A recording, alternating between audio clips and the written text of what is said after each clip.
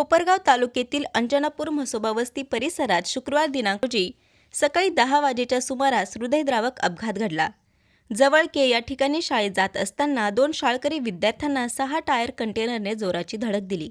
या अपघातात एक विद्यार्थी गंभीर जखमी झाला असून त्याच्यावर सध्या उपचार सुरू आहेत। या घटनेनंतर परिसरात तीव्र संतापाचे वातावरण निर्माण झाले आहे।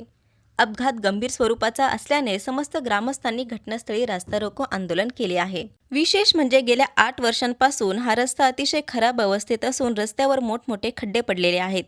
या रस्त्याबाबत यापूर्वीही अनेक वेळा ग्रामस्थांनी आंदोलन, निवेदन व तक्रारी केल्या, मात्र प्रशासनाने सातत्याने पाठ फिरवल्याचे चित्र दिसून आले आहे। त्याच दुर्लक्षाचा परिणाम आजच्या अपघातातून समोर आला असल्याचा आरोप ग्रामस्थांनी केला आहे। या मार्गावर शाळकरी मुले, पादचारी व स्थानिक व मोठ्या प्रमाणात नागरिकांची सतत वर्दळ असताना रस्ता दुरुस्ती न झाल्याने नागरिकांचा जीव धोक्यात आला आहे।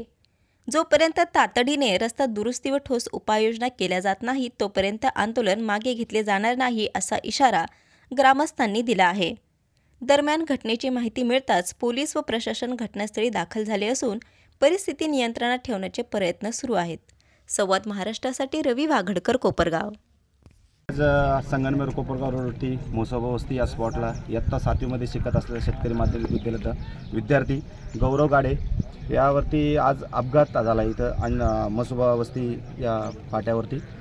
बघा रोडची अवस्था बघितली गेली तर त्या रोडच्या कारणामुळे दोघं सख्खे भाऊ एका सायकलवरती प्रवास करत होते, शाळेत चाललेले होते, परंतु या कंटेनर गाडीने त्यांचा अपघात झाला।